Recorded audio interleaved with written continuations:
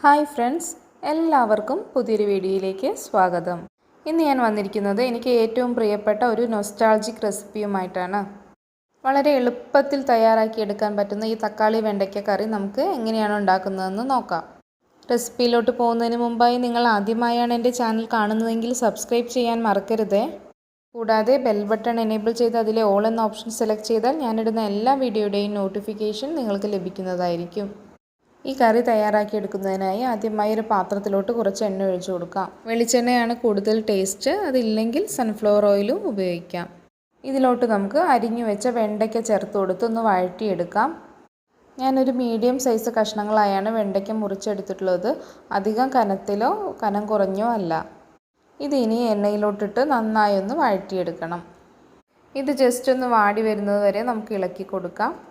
അതിനുശേഷം നമുക്കൊരു പാത്രത്തിലോട്ട് കോരി മാറ്റി വയ്ക്കാം. ഞാനിപ്പോൾ ഇതൊരു 5 മിനിറ്റോളം വഴറ്റിയെടുത്തിട്ടുണ്ടാവും. ഇത് മതിയാകും. ഇനി നമുക്കിതൊരു പാത്രത്തിലോട്ട് കോരി മാറ്റി വയ്ക്കാം. വെണ്ടയ്ക്കയെല്ലാം കോരി എടുത്തിട്ടുണ്ട്. ഇനി ഇതേ എണ്ണയിൽ തന്നെ നമുക്ക് കുറച്ച് കടുക് ഇട്ട് പൊട്ടിച്ചു കൊടുക്കാം. എണ്ണ അതിൽ ബാക്കി ഇല്ലെങ്കിൽ കുറച്ച് എണ്ണ ഒഴിച്ചു കൊടുക്കാവുന്നതാണ്. ഞാൻ ഇതിലോട്ട് ഒരു 3/4 ടീസ്പൂണിനടുത്ത് കടുക് ചേർക്കുന്നുണ്ട്.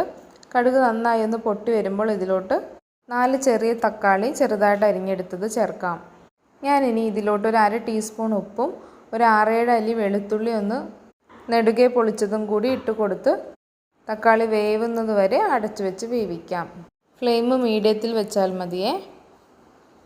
5 മിനിറ്റ് കഴിഞ്ഞ ശേഷം ഞാൻ തുറന്ന് നോക്കിയിട്ടുണ്ട്. നമ്മുടെ തക്കാളി എല്ലാം നന്നായി വെന്തുടഞ്ഞു വന്നിട്ടുണ്ട്. ഇതുപോലുള്ള കറികൾ ഉണ്ടാക്കുന്നതിനായി എപ്പോഴും നല്ല പഴുത്ത തക്കാളി തന്നെ എടുക്കണേ. അപ്പോഴേ കറക്റ്റ് ടേസ്റ്റ് കിട്ടുകയുള്ളൂ. ഇനി ഇതിലോട്ടൊരു 1/4 ടീസ്പൂൺ മഞ്ഞൾപ്പൊടിയും 1/2 ടീസ്പൂൺ കാശ്മീരി ചില്ലി പൗഡറും ചേർത്ത് മസാലകളുടെ എല്ലാം ഒരു പച്ചമണം മാറി വരുന്നത് വരെ വഴറ്റിയെടുക്കാം. ഞാനിവിടെ ഒരു ചെറിയ കഷ്ണം പുളി വെള്ളത്തിലിട്ട് വെച്ചിട്ടുണ്ട്. ഈ സമയത്ത് നമുക്ക് ഇതിലോട്ട് പുളിവെള്ളം ചേർത്ത് കൊടുക്കാം. വളരെ കുറച്ച് മാത്രം പുളിവെള്ളം ചേർത്താൽ മതി. നമ്മുടെ തക്കാളിക്കൊക്കെ പുളിയുള്ളതാണ്.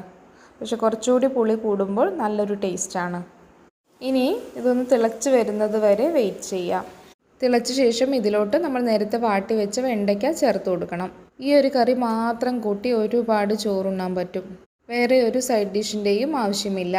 ഈ സമയത്ത് നമുക്ക് ഉപ്പ് ചെക്ക് ചെയ്ത് നോക്കി ആവശ്യമെങ്കിൽ ചേർക്കാവുന്നതാണ് കേട്ടോ. ഇതൊരു നോസ്റ്റാൾജിക് റെസിപ്പിയാണെന്ന് പറഞ്ഞല്ലോ.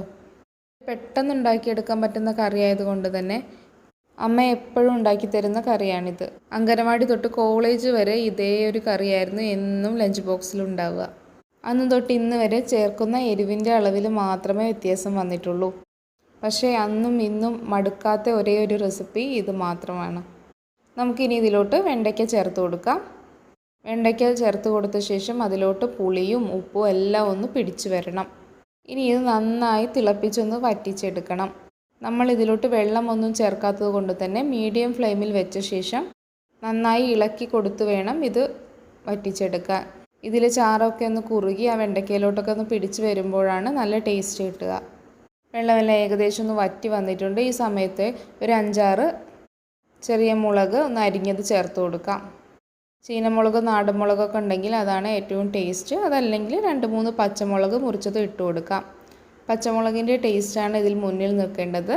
മുളക് പൊടി ഒരു കളറിന് വേണ്ടി മാത്രമേ ചേർക്കാവൂ. ഇനി ഇതെല്ലാം കൂടി നന്നായി ഒന്ന് മിക്സ് ചെയ്ത ശേഷം ഒരു 5 മിനിറ്റ് ലോ ഫ്ലെയിമിൽ അടച്ചു വെച്ച് വേവിക്കാം. സമയത്ത് നിങ്ങൾക്ക് ഉപ്പെല്ലാം ഒന്നും കൂടി ചെക്ക് ചെയ്ത് നോക്കി ആവശ്യമെങ്കിൽ ചേർക്കാം കേട്ടോ. ഇപ്പോഴെല്ലാം നല്ല പെർഫെക്റ്റ് ആയിട്ട് കിട്ടിയിട്ടുണ്ട്. നമുക്കിനി ഫ്ലെയിം ഓഫ് ചെയ്ത് ഒരു സെർവിങ് പ്ലേറ്റിലോട്ട് മാറ്റാം. ഇതുവരെ ഇങ്ങനെ ഒരു തക്കാളി കറി ഉണ്ടാക്കാത്തവരുണ്ടെങ്കിൽ എന്തായാലും ഒന്ന് ഉണ്ടാക്കി നോക്കണേ. ഇനി സ്ഥിരമായി ഉണ്ടാക്കുന്നവർ ഒരിക്കൽ കൂടി ഉണ്ടാക്കി നോക്കി ഇതിൻ്റെ ടേസ്റ്റ് ഒന്നുകൂടി ആസ്വദിക്കൂ. നേരത്തെ ഞാൻ പറഞ്ഞ പോലെ തന്നെ നല്ലൊരു ലഞ്ച് ബോക്സ് റെസിപ്പി ആയിട്ടും ചോറിന് വേറൊരു കറി ഇല്ലെങ്കിൽ പെട്ടെന്ന് തയ്യാറാക്കി എടുക്കാൻ പറ്റുന്ന നല്ലൊരു ടേസ്റ്റി റെസിപ്പിയാണിത്. ഇത് മാത്രം മതി ചോറുണ്ണാൻ. എല്ലാവരും തയ്യാറാക്കി നോക്കി ഫീഡ്ബാക്ക് കമൻ്റായിട്ട് അറിയിക്കണേ. കൂടാതെ വീഡിയോ ലൈക്ക് ചെയ്യാനും ഫ്രണ്ട്സിനും റിലേറ്റീവ്സിനൊക്കെ ഷെയർ ചെയ്ത് കൊടുക്കാനും മറക്കരുതേ. ഇതുവരെ സബ്സ്ക്രൈബ് ചെയ്യാത്തവരുണ്ടെങ്കിൽ സബ്സ്ക്രൈബ് കൂടി ചെയ്ത് സപ്പോർട്ട് ചെയ്യൂ. വീണ്ടും പുതിയൊരു റെസിപ്പിയുമായി കാണാം. Thank you.